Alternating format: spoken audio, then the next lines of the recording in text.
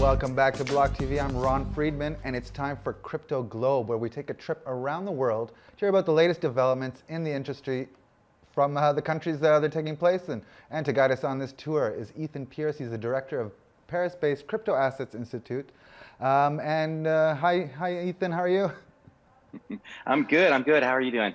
Fantastic. We start our journey today in bonny old England, where we're talking about a panel of British judges and lawyers trying to clarify the status of cryptocurrencies in British law. Want to take us through that headline and break it down for us? Sure. Yeah. So the UK Jurisdiction Task Force of the Law Tech Delivery Panel published a legal statement on Monday that recognizing crypto assets as tradable property under English and Welsh law, and also defines smart contracts as enforceable agreements under English law.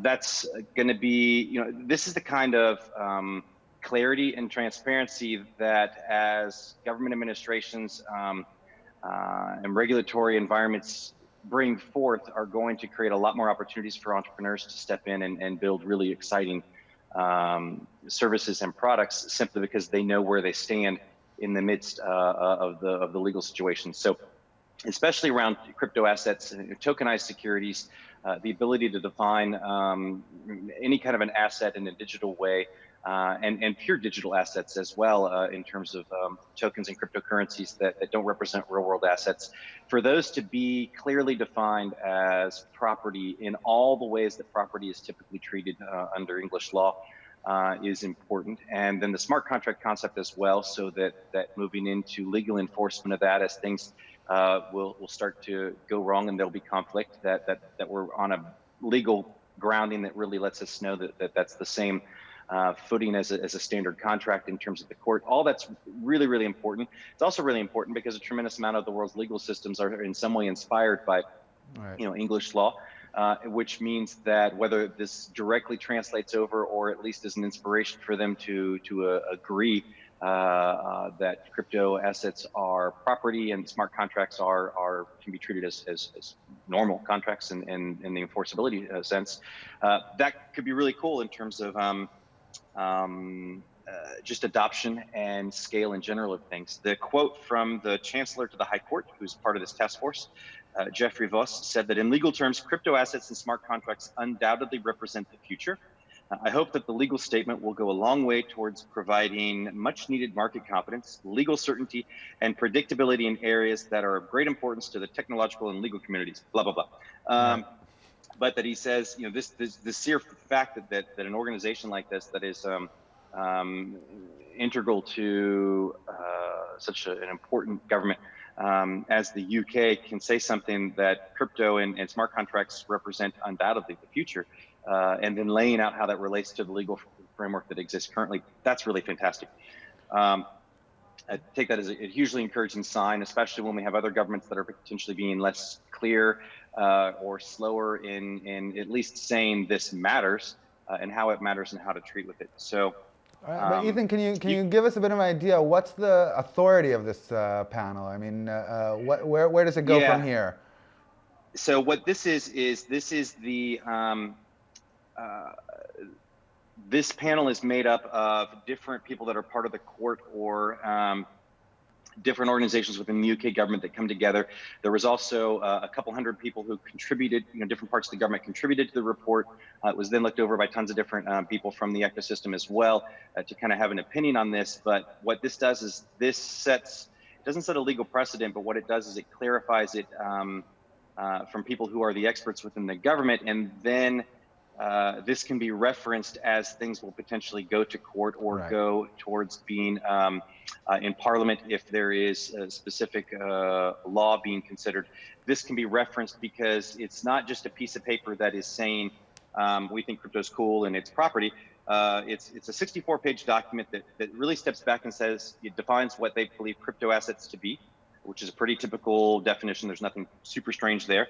Also steps in and really discusses, the characteristics of property, ownership and transfer, this idea of things in possession versus things in action, and then security, insolvency, transferability, negotiability. It goes through all the ideas of how property is treated under English law and how that applies, and is fairly clear for them to crypto assets, which means this basically gives out all the information necessary to when this comes in front of a judge in a court case, or whether a law is being argued in Parliament before being voted. This gives all the context to compare all of this back and forth. And the same thing is true on the smart contract side, that it goes through and really defines what contracts, how contracts work in English law, and how that really will be the same here. That, you know, in English law, there's a contract and two or more parties have reached an agreement. They intend to create a legal relationship doing so, and they've each given something of benefit. And so the report goes on to say that a smart contract completely fulfills that with no issue. And that there are some legal rules which require certain documents to be signed or in writing. And in principle, the statutory signature requirement could be met by using a private key, because that authenticates the document. And in writing is also met in the case of a smart contract, because the code would be considered the writing part. So it really goes down and breaks down how property and contracts work, and then creates the parallel to the crypto space. And this will allow anybody who wants to then base law or legal judgments around this idea. This allows them to go back and reference this from an internal kind of study. And there was so it's not officially a law itself. Right. Okay. But there was, I mean, just from hearing what you're saying, you know, anonymity never came into effect there, into the reasoning there. You know, I guess that traditional property you have to assign to, you know, an individual or an organization or a corporation. Right. In this case, you're saying even a wallet address, so to speak, is considered ownership of property. So I think it would depend on, so in terms of the anonymity, no, but in the sense of, you know, that wallet address might seem anonymous, but if you want to exert control over that, you have to become visible. So the anonymity would be lost there. In kind of the same way as, you know, you find a stock certificate laying on the ground, or maybe the title to a piece of land or property or a building or something that has passed through inheritance in some way. Maybe people don't know who owns it at this time if there's been some confusion there, but the moment that you can step forward and show that proof of ownership, then legally the law would step in and say it belongs to you. I think that that's where they're going at here. So in the sense of some of the crypto assets being very easily identified as we don't know who's behind that, the moment that you, however, want to step forward and claim that asset because there is conflict around who owns that asset, then I think that is going to behave the same way as any other property. And this is not about taxation or anything else in there at this point. That can be layered on top of this. This was really talking about, really, again, these ideas of ownership, transfer, and what comes into place, you know, if you go bankrupt, if someone dies, all of the kind of things that will relate to those pieces. The tax layer on top of that wasn't discussed, so the anonymity thing there would be a little bit different. This is really about being able to step up and say, that crypto asset belongs to me. I purchased it, I was given it, I inherited it. All of those things behave in the same way as assets typically do under UK law. All right, fantastic. And a nice segue into our second topic, and we're moving over to Switzerland. We got a report on ProtonMail, private email handler. It's actually HODLing its Bitcoin payments, and so an interesting take on that on several counts.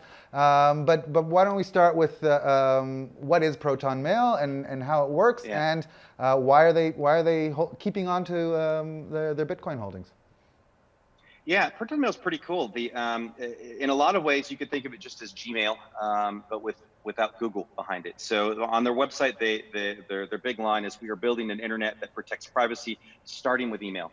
And the concept there simply is that they understand why people need all the different tools that, for example, Google is providing, and why that is so integral to a daily life. But they want to step in and say, on an advertising level, on a data security level, on a legal access to that data level, we want to place a lot of barriers there so that that information is yours and yours alone. Now, you know, when email's wandering around the internet, that can be read by all the servers in between if you're not encrypting your email. But at least the service provider itself of your email address is not scanning that email in order to provide you with ads or any other information. Some of that stuff's really cool. Like I kind of really like it when Gmail pops up, automatically adds my flights to my calendar, because it was able to see that I just got an email from Air France with my flight information in it. So Right. that stuff is because they're able to look at the content and make decisions. But if we want to have a higher level of security to where the service provider is not having an interaction with the content, and the content itself, those emails, that data is being stored somewhere with extremely strong privacy laws like Switzerland, that's what ProtonMail's business solution is. I see the address quite a bit with dealing with people, so I think it's got a very significant adoption among people who are conscious of that. I think kind of like Telegram crowd, Yeah. people that want to have certain messages that are certain parts of their business activities or personal activities that are private are definitely using that. To go to this point of them hodling. Right, so they receive whenever payments, right? So Yeah. ProtonMail receives payments for premium features in Bitcoin. So you can have, like Gmail, you have a free version that gives you a basic email account. Then you can move to a premium version that gives you more features, more space, and whatever. And you have a pro version, which allows you to attach your domain name and have more space, work as a team, those kind of things. Each of those, just like Google Apps, requires payment, and they accept Bitcoin for payment of that, and have for a while. So there was a tweet that went out on November 16th that somebody had posted, that they'd paid their ProtonMail invoice with BTC, but I'm feeling very secure, but I also have HODL guilt all at the same time. And for having shared that, I guess there was a long tweet thing about people saying, don't put your Bitcoin to work, just keep it, blah blah blah. And ProtonMail actually got into that and said, no worries, we'll HODL that for you. Which started another, I guess, little piece there where they actually said that they don't sell their BTC and they haven't for years.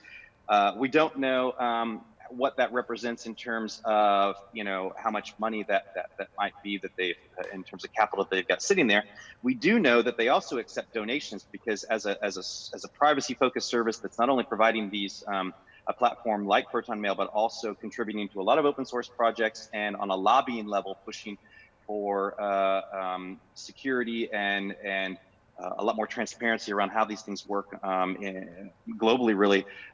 They also accept donations, and the wallet address for the donations has received over $2 million of Bitcoin. So, so we don't really know exactly in there, on top of that, how much they actually get paid by people in Bitcoin every month. But for me, it wasn't so much about them. I just love the fact that they jumped in and with a little bit of humor, don't worry about it. We'll HODL that for you. Right. It's not so helpful that, for the person who made the payment, but interesting, right. And it also opens up to the whole question of other people make payments in Bitcoin to other services, and what happens to that.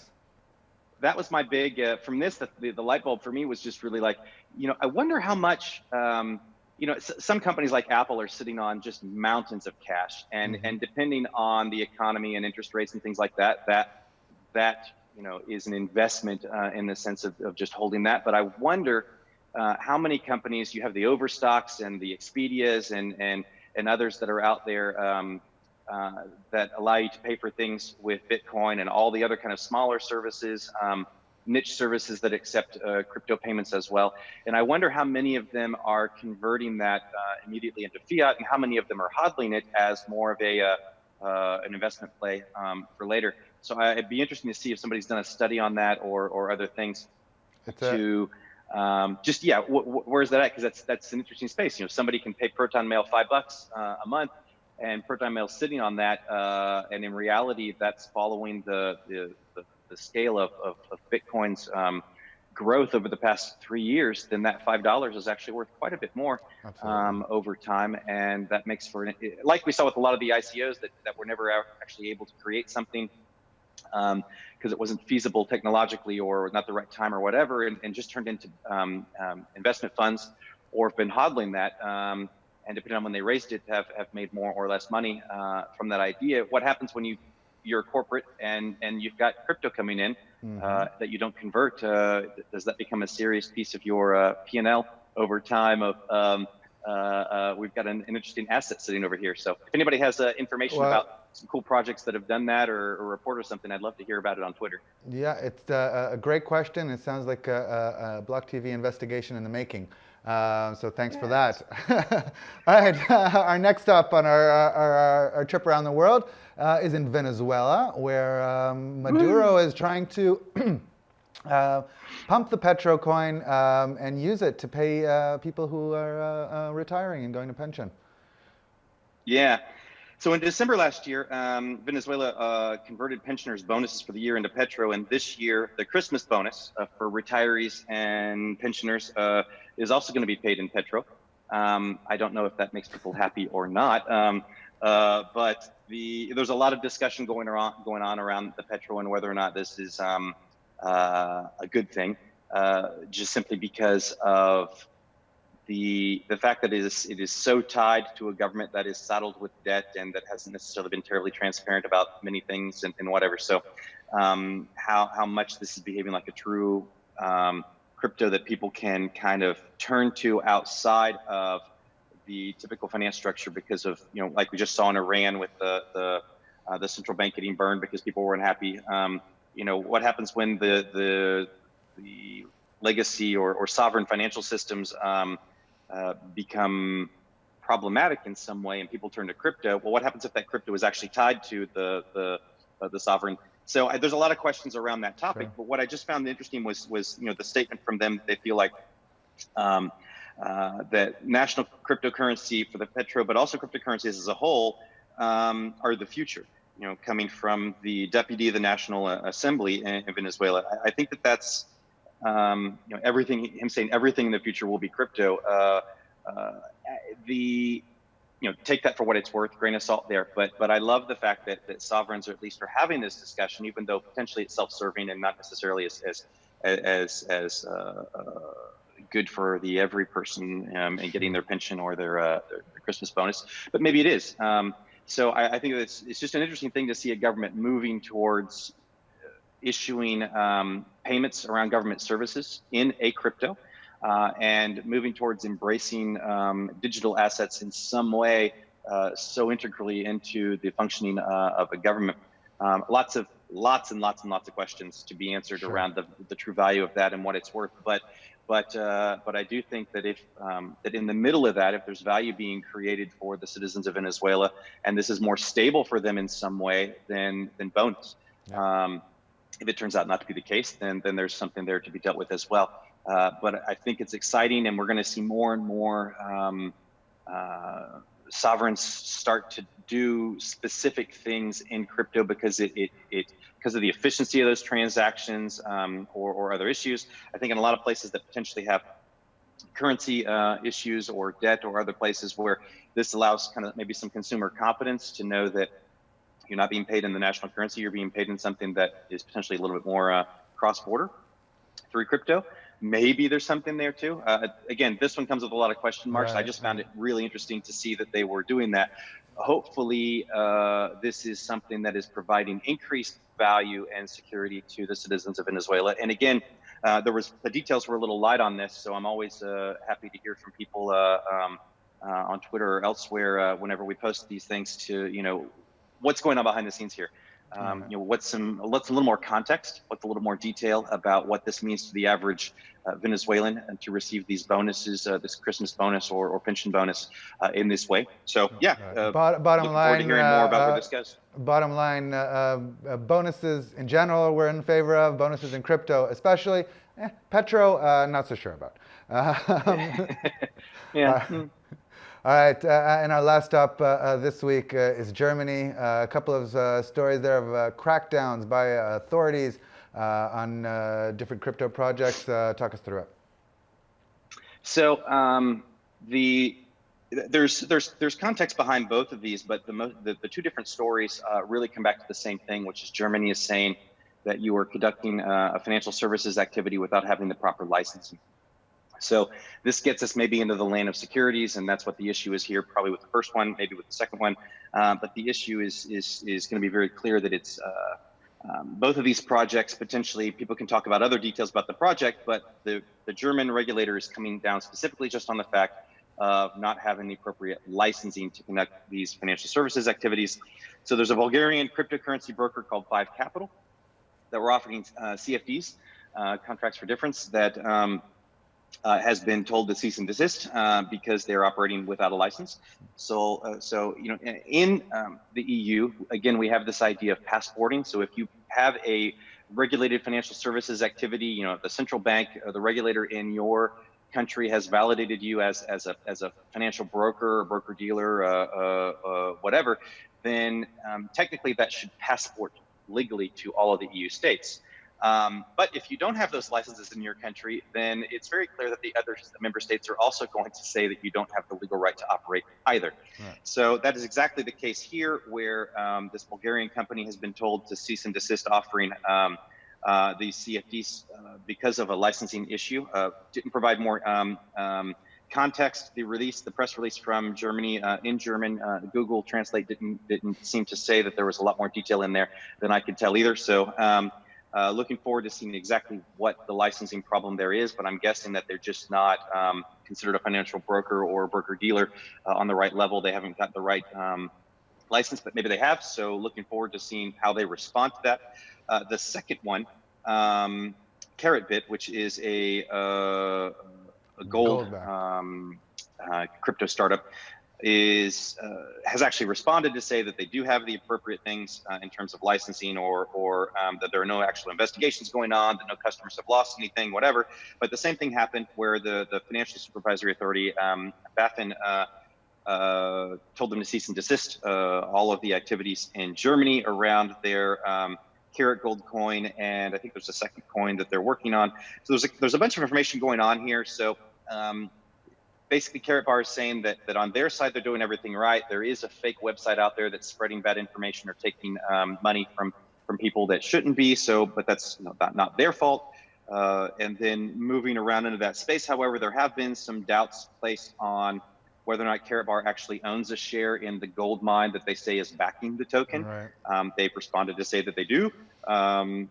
But both German and South African regulators have taken steps against the sale of this gold-backed crypto.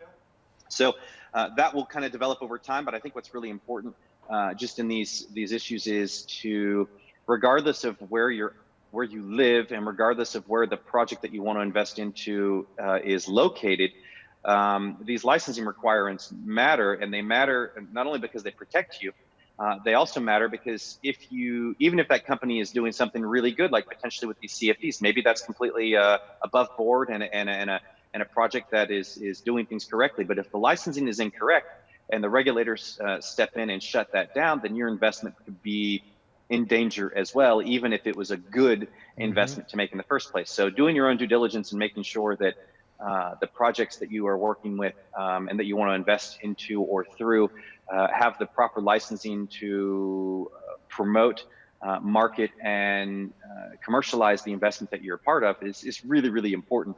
Because as we're seeing, as the regulators understand the nuances of crypto assets more and more, as regulation gets more developed and becomes more transparent and more regulations put in place, they are not going to hesitate to respond to that with legal action to shut down projects that are outside of regulatory compliance. So due diligence matters. Fine words to end on. Thank you, Ethan, for those words of warning and advice. Due diligence, it's the basics. Thanks very much, Ethan, for joining us this week, taking us through that tour of cryptocurrency and digital asset news. Fascinating stuff. And of course, we'll see you again next week. For those of you watching at home, don't go anywhere. We're going to be right back with more blockchain and cryptocurrency news.